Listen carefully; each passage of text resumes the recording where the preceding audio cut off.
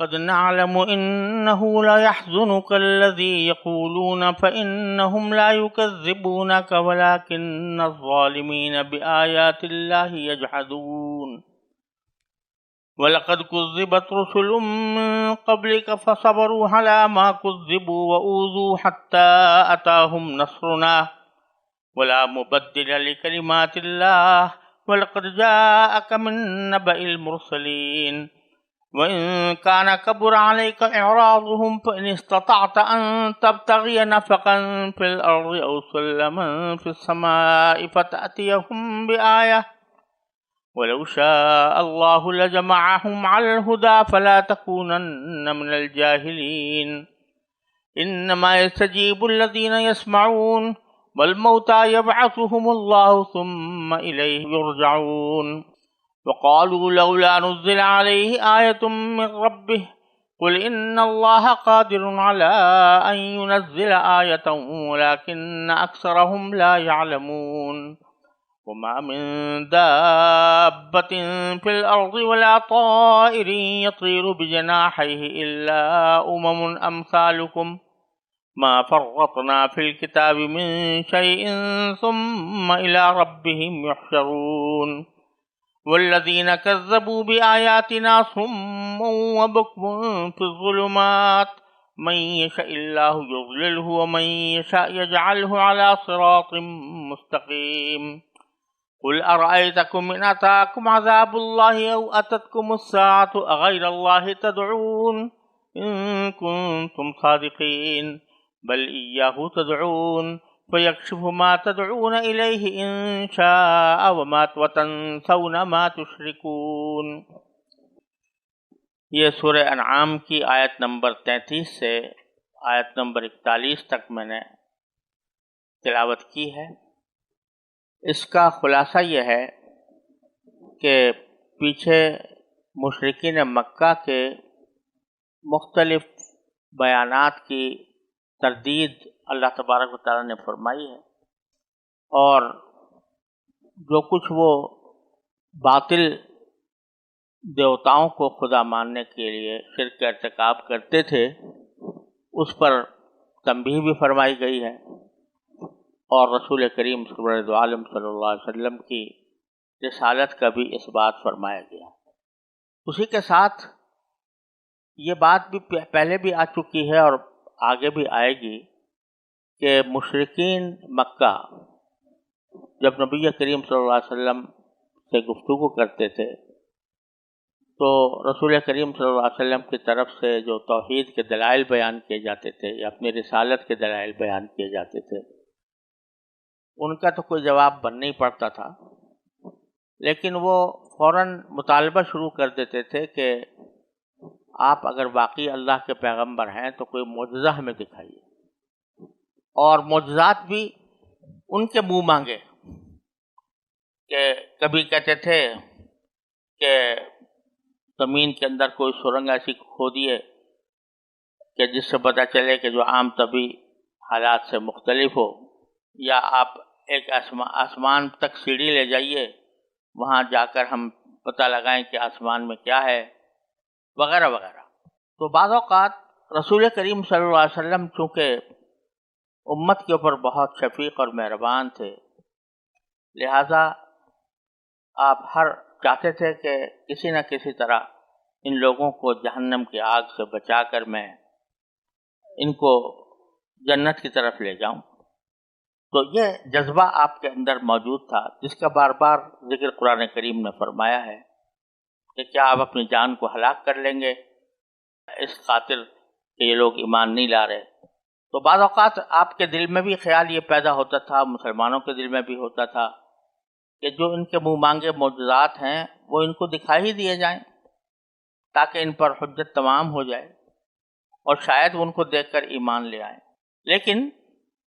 اللہ تعالیٰ کی طرف سے یہ پیغام ملتا تھا کہ ہم جتنی آیتیں، جتنی نشانیاں ہم نے خود قرآن کریم کے اندر بیان کی ہیں اور جو آفاق و انفس میں پھیلی ہوئی ہیں، اگر کوئی آدمی حق کو قبول کرنے والا ہو اس کے لیے وہ کافی ہیں۔ ہر مرتبہ معجزہ دکھانا یہ کھیل تماشے کرنا یہ کوئی انبیاء کے لیے کہ شایان شان نہیں ہے کہ جو بھی مانگا جائے وہ ان کو دے دیا جائے۔ اس کے علاوہ یہ بھی اللہ تعالیٰ کی سنت تھی کہ اگر کوئی شخص کوئی معجزے کا مطالبہ کرے اور اللہ تعالیٰ اس کو وہ معجزہ دکھا بھی دیں اور پھر بھی وہ نہ مانے تو اس صورت میں اللہ تبارک و تعالیٰ کی یہ سنت ہے کہ اس کو ہلاک کر دیا جاتا ہے۔ اس لیے اللہ تعالیٰ معجزات نہیں دکھاتے تھے، ایسے معجزات نہیں دکھاتے تھے جو وہ مانگ رہے تھے۔ تو ان آیات میں جو اب میں نے تلاوت کی ہیں، اللہ تبارک و تعالیٰ نے نبی کریم صلی اللہ علیہ وسلم کو تسلی کا ایک پیغام دیا ہے اور ایک لطیف انداز میں تھوڑی سی یہ تنبیہ بھی فرمائی ہے کہ آپ اب اس خواہش سے دستبردار ہو جائیں کہ ان کو ایمان لانے کے لیے کسی معجزے کو دکھایا جائے۔ بحث مجموعی ان آیات کا مقصود ہے۔ اب میں اس کا ترجمہ پڑھتا ہوں، اس کے بعد انشاءاللہ تھوڑی سی تشریح عرض کروں گا۔ اے رسول، ہمیں خوب معلوم ہے کہ یہ لوگ جو باتیں کرتے ہیں ان سے تمہیں رنج ہوتا ہے، کیونکہ دراصل یہ تمہیں نہیں جھٹلاتے بلکہ ظالم اللہ کی آیتوں کا انکار کرتے ہیں۔ اور حقیقت یہ ہے کہ تم سے پہلے بہت سے رسولوں کو جھٹلایا گیا ہے، پھر جس طرح انہیں جھٹلایا گیا اور تکلیفیں دی گئیں اس سب پر انہوں نے صبر کیا،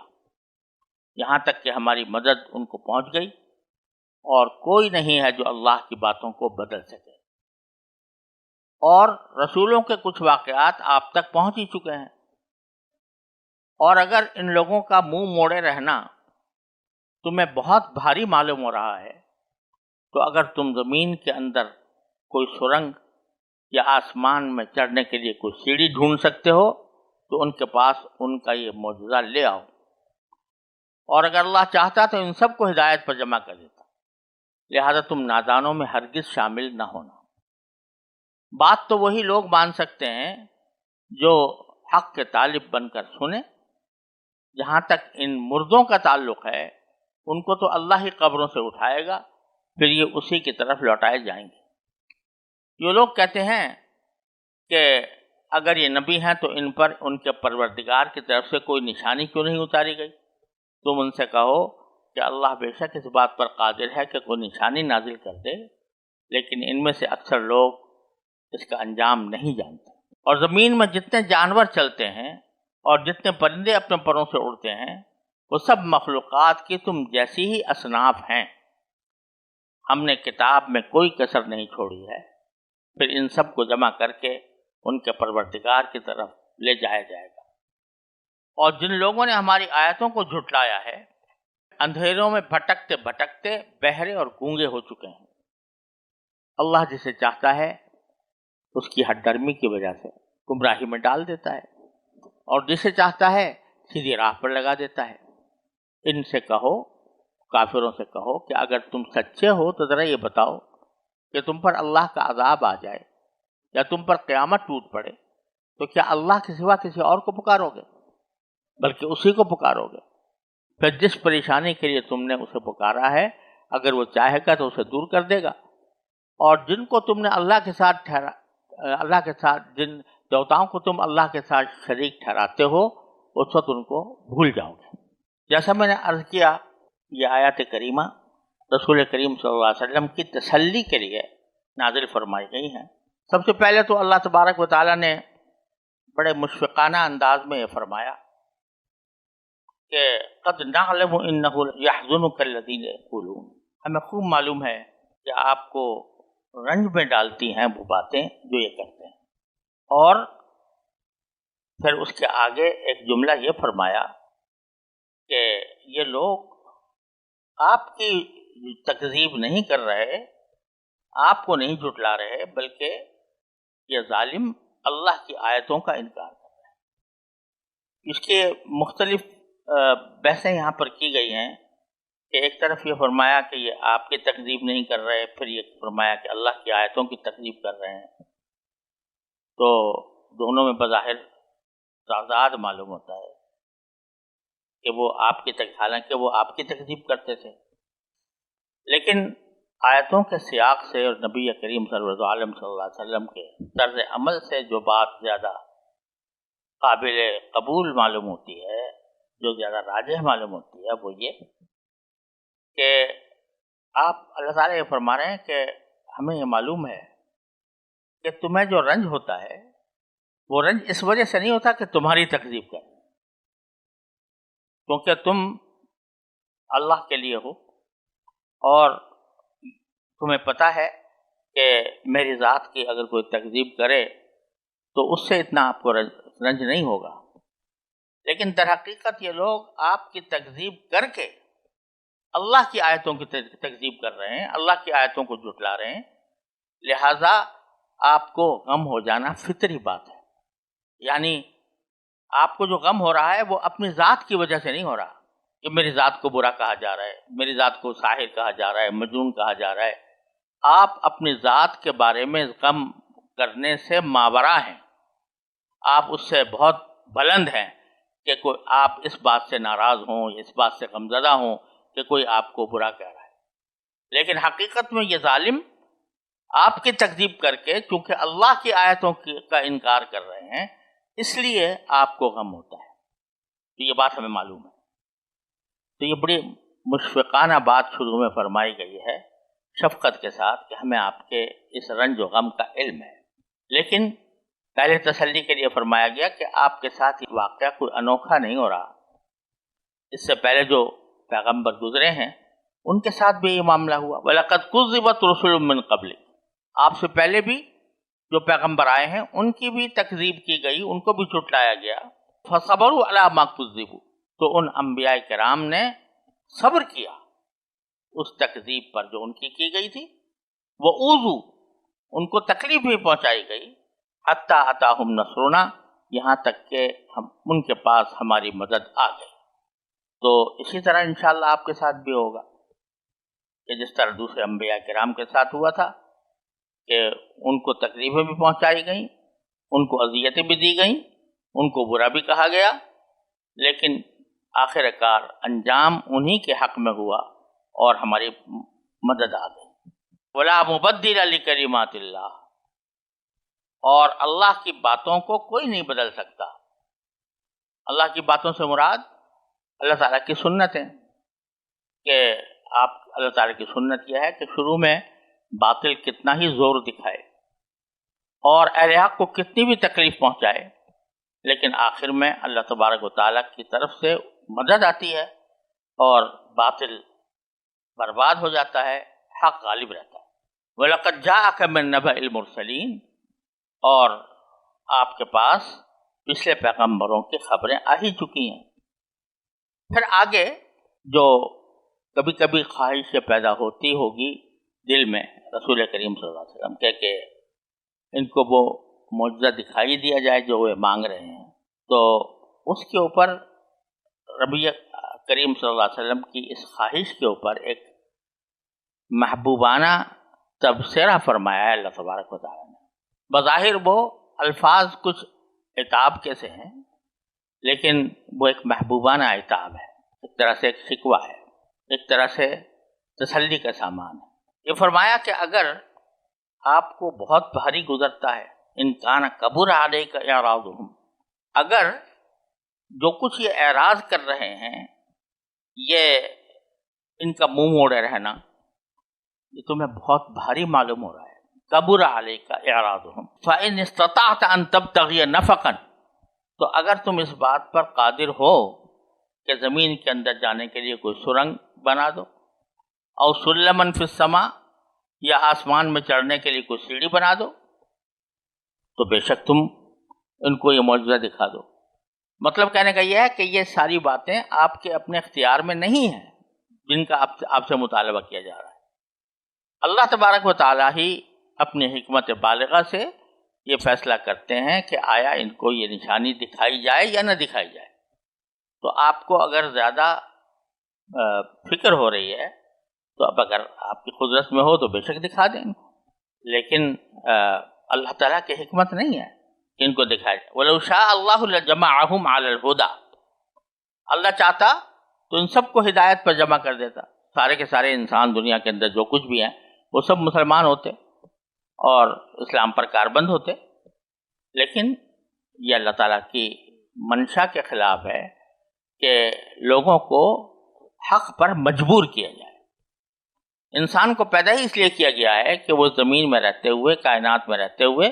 اپنی عقل و دانش اور اپنی سمجھ سے یہ فیصلہ کرے کہ کیا حق ہے اور کیا باطل ہے، اللہ تعالیٰ کو پہچانے اور اس کے ہدایات پر عمل کرے۔ تو اگر اللہ تعالیٰ چاہتا سب کو ہدایت دے دیتا، لیکن اس سے جو اس کائنات کی تخلیق کا مقصد ہے وہ فوت ہو جاتا۔ فلا تکونن من الجاہلین، لہذا تم ہرگز نادانوں میں شامل نہ ہونا۔ بتا دیا کہ یہ لوگ جو ایسی باتیں کرتے ہیں یہ نادانی کی باتیں ہیں، تو آپ اس کے بارے میں ان کی اس باتوں کے اندر نہ آئیں اور ان میں شامل نہ ہوں۔ یہ محض ایک مشفقانہ محبوبانہ خطاب ہے ایک نبی کریم صلی اللہ علیہ وسلم کی عبدیت کو اور باری تعالیٰ کی جلالت و عظمت کا خطاب ہے کہ تم ہرگز نادانوں میں شامل نہ ہونا۔ انما یستجیب الذین یسمعون، اصل میں حق کو تو وہی مان سکتے ہیں جو سنے کے معنی یہ کہ جو حق بات کے طالب بن کر سنے۔ والموتى یبعثهم اللہ، اور جو مردے ہیں، مردے ہونے کے معنی یہ کہ جنہوں نے اپنے آنکھ کان ناک سب بند کر رکھے ہیں حق بات کو قبول کرنے سے، تو وہ ایک طرح مردوں کی طرح ہیں، تو ان کا علاج تو صرف یہ ہے کہ یبعثهم اللہ ثم الیہ یرجعون، یہ اللہ تبارک و تعالیٰ کسی وقت ان کو دوبارہ زندہ کرے گا، اس وقت اللہ تعالیٰ کے پاس پہنچائے جائیں گے، تو اس وقت ساری ان کی جو لن ترانیاں ہیں وہ سامنے آ جائیں گی۔ وقالوا لولا نزل علیہ آیۃ من ربہ، اور جس چیز سے آپ کو غم ہو رہا ہے وہ یہ کہ یہ کہا کرتے ہیں کہ ان کے اوپر یعنی نبی کریم صلی اللہ علیہ وسلم پر کوئی نشانی کیوں نہیں نازل کر دی گئی ان کے پروردگار کی طرف۔ نشانی سے مراد معجزہ۔ تو فرمایا کہ قل، آپ ان سے یہ کہہ دیجئے کہ ان اللہ قادر علی ان ینزل آیۃ، بے شک اللہ تعالیٰ قدرت رکھتا ہے کہ وہ کوئی نشانی نازل کر دے، ولکن اکثرهم لا یعلمون، لیکن ان میں سے اکثر لوگ جانتے ہی نہیں حقیقت۔ یہ بظاہر ایک مجمل سا جملہ اللہ تعالیٰ نے ارشاد فرمایا کہ جواب میں کہ اکثر لوگوں کو علم ہی نہیں ہے۔ کس بات کا علم نہیں ہے؟ اس بات کا علم نہیں ہے کہ یہ پہلی بات تو یہ ہے کہ دین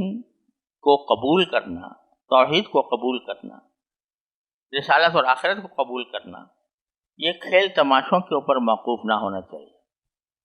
کہ کوئی ایسا معجزہ دکھایا جائے کہ جو عقل جن سے دیکھ کر حیران ہو جائے۔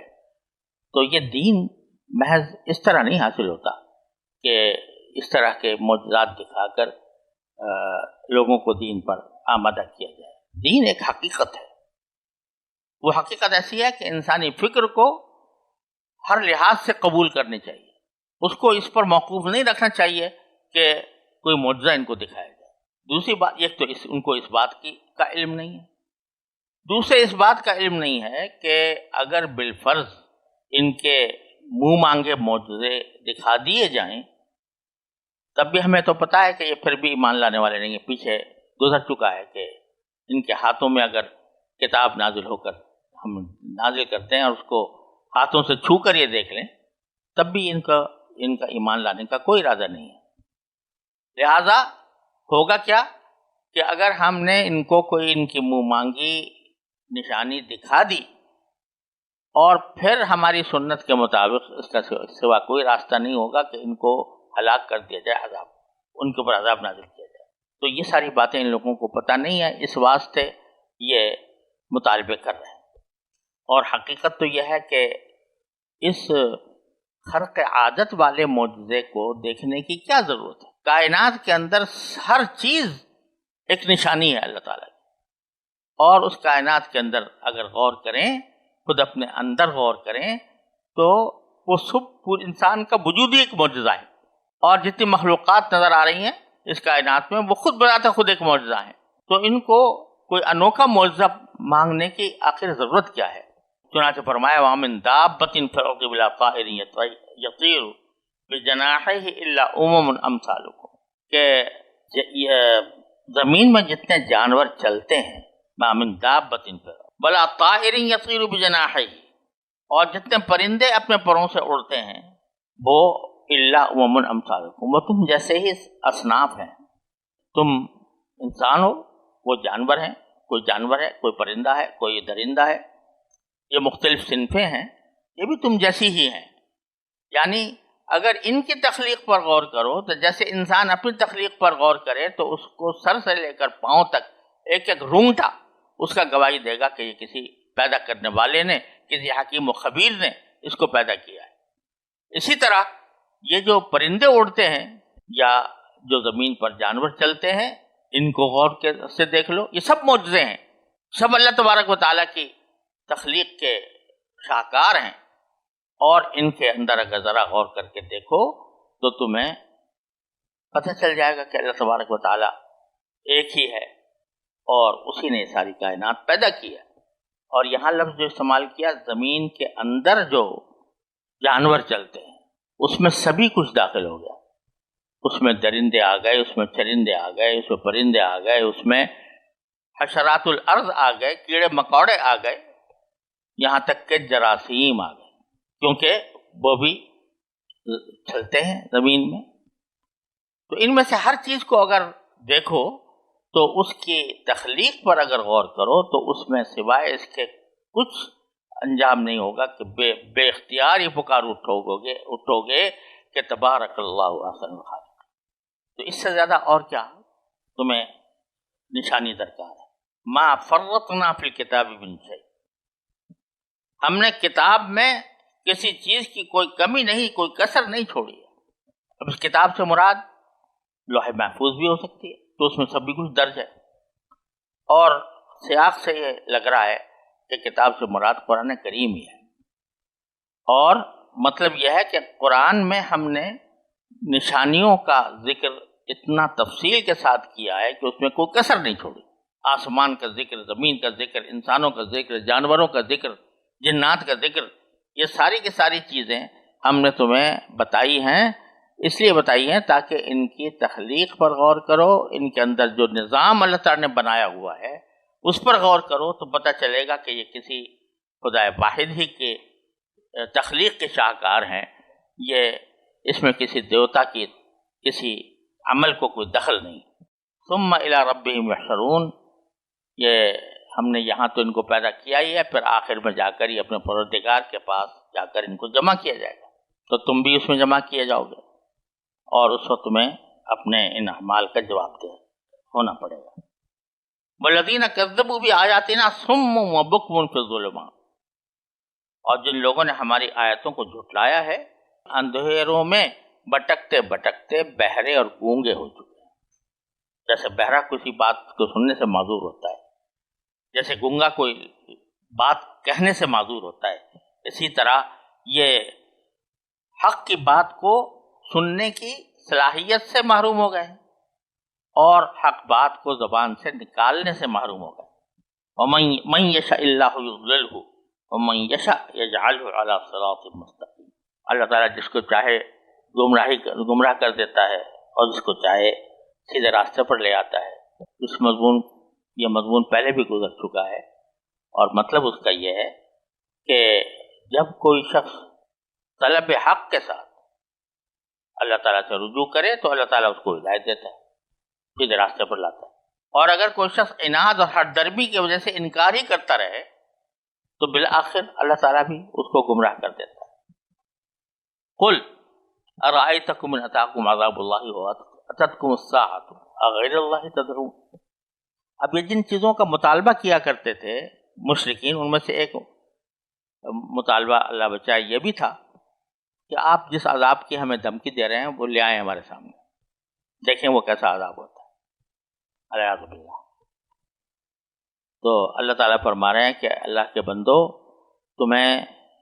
یہ اللہ تعالیٰ کی رحمت ہے کہ ابھی تک تمہارے اوپر عذاب نازل نہیں ہوا، اگر پھر بالفرض کوئی عذاب آ گیا تم پر یا قیامت آ کر ٹوٹ پڑی تو اس وقت بتاؤ تم کس کو پکارو گے، کیونکہ یہ ان کا معمول یہی تھا، ہر وقت تو دیوتاؤں کی عبادت کرتے رہتے تھے، لیکن جب کوئی مشکل آ پڑتی تھی، جیسے کہ سمندر میں سفر کرتے ہوئے موجوں میں گر جاتے تھے، طوفان میں گر جاتے تھے، تو اس وقت اللہ ہی کو پکارتے تھے۔ تو یہ بتاؤ کہ اگر اللہ کا عذاب باقی آ گیا یا قیامت ابھی قائم ہو گئی تو کس کو پکارو گے سوائے اللہ کے؟ تو یہ جو مانگ رہے ہو عذاب، یہ اللہ بچائے، یہ تمہارے لیے اگر عذاب آ گیا تو گنجائش ہی باقی نہیں رہے گی۔ تو فرمایا قل ارائیتکم، یہ ان سے کہو کہ اگر تم سچے ہو تو ذرا یہ بتاؤ کہ تم پر اللہ کا عذاب آ جائے یا تم پر قیامت ٹوٹ پڑے، او اتتکم الساعۃ غیر اللہ تدعون، تو کیا اللہ کے سوا کسی اور کو پکارو گے؟ بل ایاہ تدعون، یا کے سوا کسی کو پکار نہیں سکتے، اللہ ہی کو پکارو گے۔ فیکشف ما تدعون الیہ، تو پھر اللہ تعالیٰ ہی ہے جو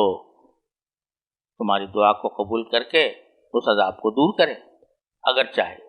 اس صورت میں تنسون ما تشرکون،